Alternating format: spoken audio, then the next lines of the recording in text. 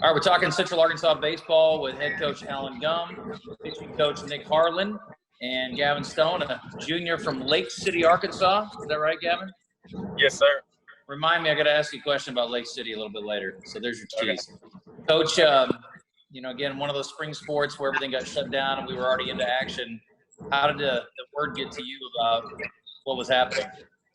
We're headed down to Thibodeau to play Nickel State, and we're on the bus. We're about 2 hours out, and got a phone call, shut it down, come home, and at first we just thought 2 weeks, and we're starting to already think about that. Okay, we can do this, and I think by the time we got back to Conway off the bus, it already extended further, and then it just kept snowballing from there. So, boy, you got to think, gee, I couldn't get the call a little earlier. I mean, you get 2 hours out of Thibodeau and you get the call. I mean, it's like, come on, help me out here.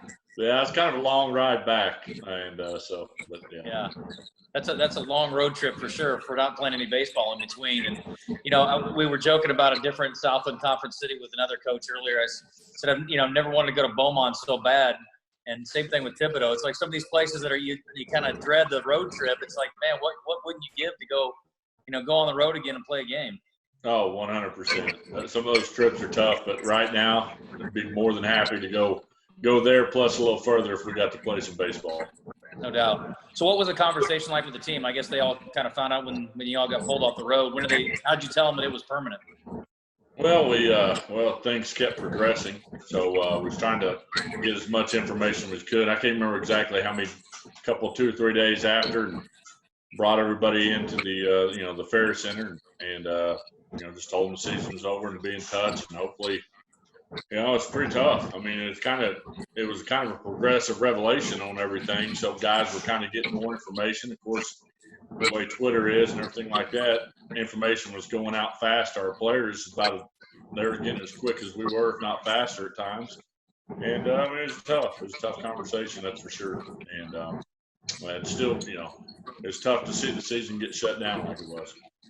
Yeah, I mean, this is unprecedented times, and none of us have seen anything quite like this before. Coach Harlan, what about for you? When you're told it's over, I mean, it's really hard to make sense of it. I mean, when I found out that we're not going to play the NCAA basketball tournament, I mean, that was pretty mind blowing for us. But what about for you? What was your reaction when you found out? Well, like Coach said, I think it happened so quick that we were really in shock. I almost felt surreal. I think players were in shock, were in shock, and families were in shock. But, I thought Coach Gum did a really, really good job of communicating, that there's a bigger picture, that it wasn't about us. And I thought the guys received the message really well. So although it happened quick, I do think that well, and it's smooth as it could be. And Gavin, I mean, you guys you're on the again, you're on the bus to Thibodeau, which is again a tough road trip. What are you thinking when you find out it's over? I mean, it's got to be mind blowing for a player. Oh yeah, it was unbelievable almost, because we're on our way to Thibodeau, and we're sitting on the bus and we're seeing these things go out on Twitter that certain conferences, certain teams are canceling their weekend series, and we didn't think that weekend would, while we were on our way to Thibodeau, would get canceled, but it did. And we were all in shock. It didn't really hit us probably till a couple of days after that. Hey, our season's done. So what have you been doing since everything was done? I guess you had to finish the semester from distance. Did you go back home, or did you stay in Conway for a while? I stayed in Conway for about a month and continued to work out and throw with some guys there. And then probably Easter, I moved back home until next fall. Yeah. And what's your plan now? What's in the next few weeks? What are you thinking about doing? Just lifting and throwing, and then just seeing how the draft goes. So you're done? Yes, sir. Yes, sir. Well, not technically, but hopefully. Yeah. There's a good chance the draft there's going 5 rounds, and it looks like he's going to have a really good shot for that. I'll speak on that for him. If he may not be too, he may want to. I don't know. But how many guys do you have like that, Coach, that are up in the air because of the draft versus? And you may have some guys And if not you, I mean, there will be some schools that have guys that are just going to call it a career. Yeah, well, we have two guys, Gavin and Noah Cameron, both are potential draft picks. They're both getting phone calls. I think if it pushed a few more rounds, Connor Emmett would have a shot also. And as far as that goes, as far as all our guys coming back, we had 12 seniors, got 9 of them coming back, wanting to come back. 3 of them, just the circumstances wouldn't allow them. So we're very blessed, very thankful for that. Our team camaraderie was outstanding. And we got guys coming in, those guys coming back, and I just think it's going to be a special year as far as that goes. But and then we got Gavin on the fence as far as the draft, and like I said, Noah Cameron also our Saturday starter left-handed pitcher is also on the fence for that. So we've talked about a lot of things related to baseball over the years. We all want to see another assistant added. I think we all like to see more scholarships committed to baseball and softball, just because the numbers that are available now just don't make a lot of sense with the roster sizes. And now you get to try to piece together a roster with incoming guys and maybe having additional guys back. And have you thought about how you're going to balance all that? Yeah, we've spent me and Coach Harlan, Coach Cunningham spent a lot of time making that work. The guys coming back, the scholarship amount we have, we were able to keep every senior. Not one senior was losing any scholarship on top of that or any money. And then we kept every freshman, every commitment. And that's one thing what we've been able to do at Central Arkansas is we've never had to pull an offer from an incoming player, and we didn't do it this year. And I'm very thankful and very blessed to have a lot of guys that worked with us in the middle, and we were able to navigate that. But that took some time and some effort and a lot of thought process for our season coming in. Because of the character of the seniors coming back, I think it's just going to be really, really tremendous. For example, how this happened, our guys were really, really mature, and they just could have let things just, all the classes had to go online, for example. And it just could have, the academic could have went down. Our guys stepped up, and we got a 3.46 GPA. So the maturity and the character of our guys, I think it's going to blend very, very well. We just have a unique group that, and they really like helping each other and working with each other. So it's been a no question, playing a little bit of Plinko with it, trying to make it work. Yeah. 100% with a little bit bigger roster. We have a coaching staff that's going to be ready for that and used to that. Coach Harlan coached where he coached where he had a JV program at York, and Coach Cunningham the same when he coached in Kansas. And so we're used to a little bit bigger roster, but it'll work out great. I have no doubt about that for sure. Coach Harlan, what do you want to see your pitchers doing? I mean, again, we were wishing they were playing right now, but what's good for the offseason right now? What do you want to see from them? Well, actually, that's a really good question. I was on a Zoom call today with incoming freshmen, and Justin, my biggest concern right now is that they're summer ball when and then start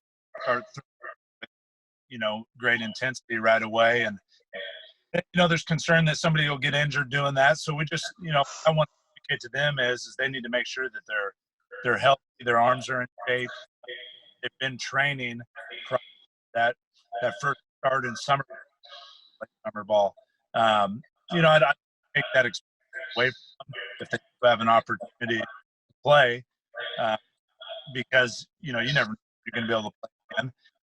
But my concern is to make sure good habits right now to prepare them for the intensity of pitching competitively. And Gavin, you're from Lake City, right? We talked about that. Sir. 2,500 people, and you went to Riverside High School, is that right? Yes, sir. Okay, now I'm going to talk to Trey DePriest. Trey plays golf. Trey, yeah, I do. He went to Buffalo Island Central, right? Yes, sir. But you guys are both from the same town. But I'm trying to figure out how a town that small has 2 schools. Well, it doesn't, but Trey lives just on the outside of Lake City. Okay. All right. Yeah. Which is a better school? Do what? Which one of the 2 schools is better? Oh, Riverside. Okay. That's our biggest rival is BIC. So. Ooh, I like it. Okay, well, I'll have to ask him about that when I get him on. Oh yeah. Well, good luck in the draft. I hope everything goes your way. Are you able to talk to teams, or what's the process now? I mean, everything's a little bit unique this year. Yeah, we can still talk to teams. We can't send them any video though right now. all the video that we have before March 27th, we can send them. But after that date, then they cut it off, I guess. And so, but they can still contact and do all that stuff. So. Gotcha. Well, good luck with that, man. Appreciate the time today. Coach, Coach and Coach, appreciate you both, and good luck with everything. I hope it, goes as smoothly as possible. Coach Gum, what's the first possible date? I mean, if everything goes perfectly, like, what's fall ball look like? When do you all report back to that? Yeah, first, we don't get to start till classes start. So best case scenario, we're getting after it day one. And my belief, my hope anyway, for sure is I think we're going to be ready to roll and go on that date. So, and we're praying and hoping football gets started. And, me too. Because everything, football goes, and then we're all going to be able to go and kind of go from there. So that's what we're hoping, we're praying for. And man, ready to see these guys get back to some coaching, yelling at Gavin if he's back. And I doubt he'll be back, but if he is, I've got to get my voice ready to get going again. So there you go. Yeah, you better get it going. You All get right. a haircut first. Coach, What's you that? gonna let it? You said you need to get a haircut. You gonna let it grow out, or you gonna leave it? Oh, I got to get this cut. It's over my ears. I've been having that hair like this since 16 years old. Let's see it. Oh yeah, I like it. Slick back. That's a great look right there. Coach Harlan's got a good barber. Maybe go to his guy. Hey, Yeah, his razor. He's got a razor blade. hey, I'm letting my wife treat me right. I'm gonna grow it out. Hey, low maintenance. Gavin still can't grow any facial hair, so. Hey, I have a little bit now. So. I shaved it. That's why you can't see it. The older I get, I'm starting to realize it's a little overrated. There's something to be said for shaving it and not having facial hair for sure. Hey, made my life a lot easier when I lost it. There's no doubt. All right, y'all stay safe. Thank you for the time. Good luck. Hey, Justin, appreciate you, man. Take care. Good seeing you. All right.